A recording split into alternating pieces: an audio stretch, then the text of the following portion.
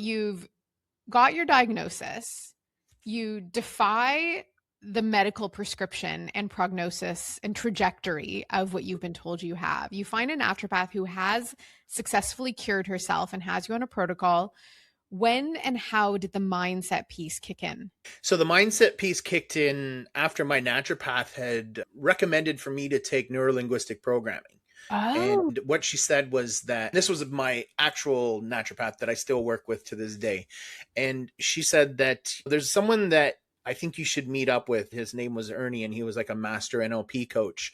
And I did a couple sessions with him, and right away I started to notice a difference. And then from there, I ended up taking the NLP practitioner program. And I did it more so for me, but it was more so I knew that my mind was broken and I needed to fix that.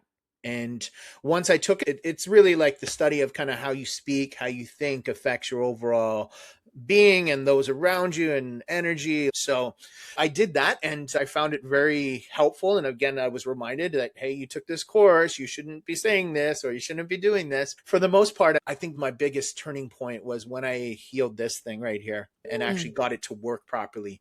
And then, the body just kind of followed.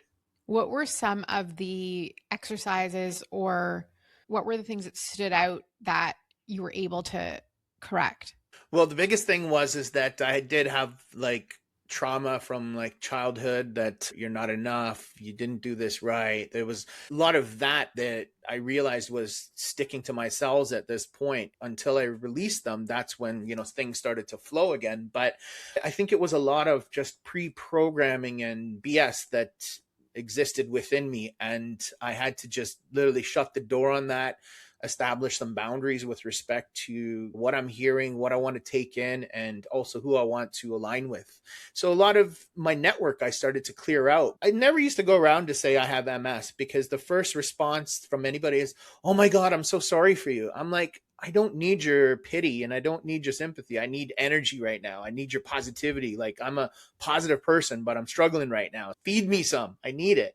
And then I went quiet about my condition because I didn't want to live in it. I wanted to kick it out of the door as soon as I could. And thankfully I was able to. And I think at the end of the day, like, we both know that we weren't supposed to go out like that there is a bigger purpose for us and that we're here to turn the light bulbs on for those that are having in dark days. Like, I love your personality because you've always been like a happy, positive person. And that's what I get all the time too. They're like, dude, no matter what you do, you're always big beaming smiles from you all the time. And they're like, thank you, because you helped me.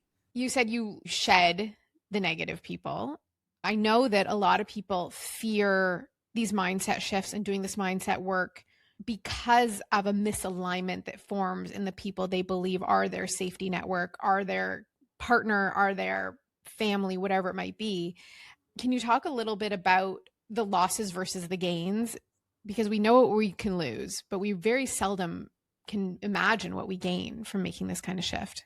Anytime we remove something from our life, we give the space for something else to come through, right? And that's what I was finding was, in a lot of cases, I was holding on to old past relationships and didn't think to the fact of, what are they to me today? 20 years ago, they were amazing. Or in high school, we had so much fun, but like, who are they to me today? What are they doing indirectly to keep me positive, keep me happy, keeping me to want to talk to them or hang with them, right? And then I just kind of realized that, hey, a lot of these folks, like, I don't really have a need to connect with them anymore. But again, as I started to drop folks from my world, other amazingly positive people came through. Like, I know, like, I'm very similar to you, like that way, where you and I could go to like an event or a wedding, and for some way we're going to find the ones that are running at the same energy level as us, and we're going to have such amazing conversations.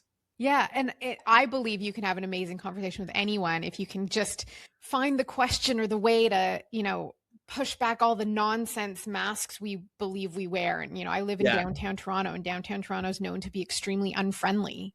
And I think it's just because no one makes eye contact. But if you can like be the one, no one wants to disengage from someone.